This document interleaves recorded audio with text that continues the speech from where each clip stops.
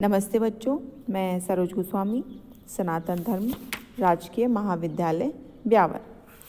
आज का हमारा जो टॉपिक है वो है यूरोप के मृदा प्रदेश। यूरोप के जो मृदा प्रदेश हैं उसमें मिट्टियों का जो भौगोलिक वितरण है जलवायु और वनस्पतियों की पेटियों का अनुसरण करता है, क्योंकि वनस्पति के अंदर जो उपजाऊपन है, वनस्पति मिट्टी के उपजाऊपन को प्रभावित करती है और जलवायु को भी प्रभावित करती है। यूरोप की मिट्टियाँ भी जलवायु प्रदेशों के अनुकूल हैं। मिट्टियों की भिन्नता की दृष्टि से यूरोप महाद्वीप की मिट्टियों का विस्तार इस प्रकार से है। यूरोप के जो मृदा प्रदेश हैं उनको 4 भागों में बांटा गया है। पहला है शुष्क मिट्टी का प्रदेश, दूसरा है नम्र मिट्टी का प्रदेश, तीसरा है यूरोप की मिट्टी का प्रदेश और चौथा है काली मिट्टी का प्रदेश।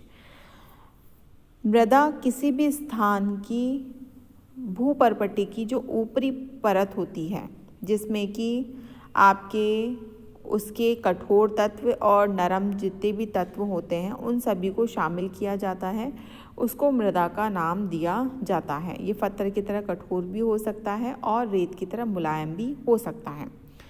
बेनेट महोदय के द्वारा ये परिभाषा दी गई। उसकी भूपर्पटी की ऊपरी परत जिसके अंदर वनस्पति के अंश और जितने भी चट्टानों के अवशेष हैं उन सबको मृदा का नाम दिया गया है।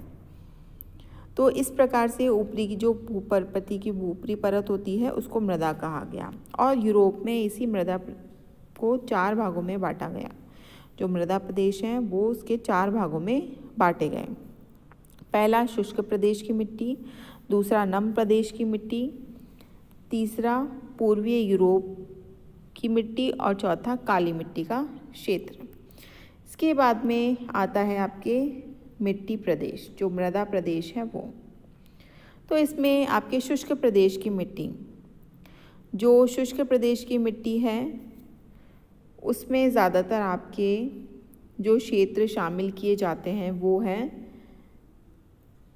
आपकी ये जितने भी क्षेत्र हैं आपकी, ये दक्षिण का जितना भी क्षेत्र है,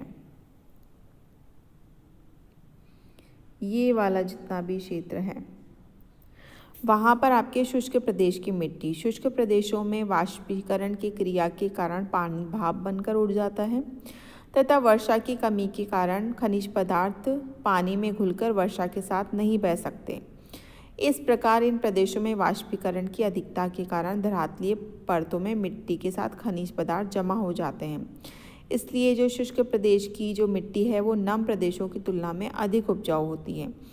यहाँ पर कैस्पियन सागर के तटवर्ती क्षेत्र, स्पेन, पुर्तगाल और दक्षिणी यूरोप में ये पाई जाती है।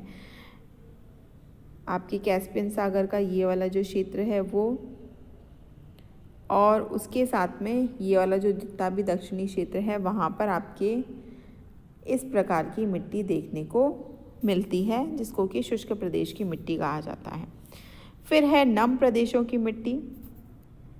जो नम प्रदेशों की मिट्टी है, नम प्रदेशों की मिट्टी शुष्क प्रदेशों की तुलना में कम उपजाऊ होती है। अधिक वर्षा के कारण ऊपरी सतह में मिलने वाले चूने के लवण वर्षा के जल के साथ घुलकर मिट्टी की निचली तहों में चले जाते हैं, अतः यह मिट्टी खनिज एवं जैव तत्व रहित है। इस प्रदेश की मिट्टी का जो रंग है वो ज़्यादातर लाल होता है और लाल होने के कारण इसमें ह्यूमस की मात्रा कम होती है। इस प्रदेश की जो उपजाऊ मिट्टी है केवल उन्हीं स्थानों पर मिलती है जहाँ चट्टानों में उपयुक्त खनिज होते हैं। नदी घाटी तथा डेल्टाई भागों में कृषि के लिए ये जो उपयुक्त कांप मिट्टी पाई जाती है। तो इस प्रकार से जितनी भी डेल्टाई क्षेत्रों में मिलने वाली मिट्टी है उस मिट्टी को इस श्रेणी में रखा जा सकता है। तीसरा है पूर्वी यूरोप की मिट्टी। यूरोप के पूर्वी भाग में महाद्वीपीय जलवायु पाई जाने के कारण इस प्रदेश में साधारणतः काले रंग की चर्नोज़म जो मिट्टी है, ये वाला जो क्षेत्र है आपकी काली मिट्टी का, ये काले रंग की चर्नोज़म जो मिट्टी है वो उपजाऊ होती है, लेकिन वर्षा की कमी तथा अनिश्चित प्रकृति के कारण फसल प्रभावित होने की आशंका बनी रहती है।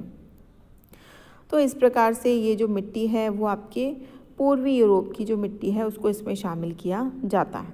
फिर है काली मिट्टी की पेटी।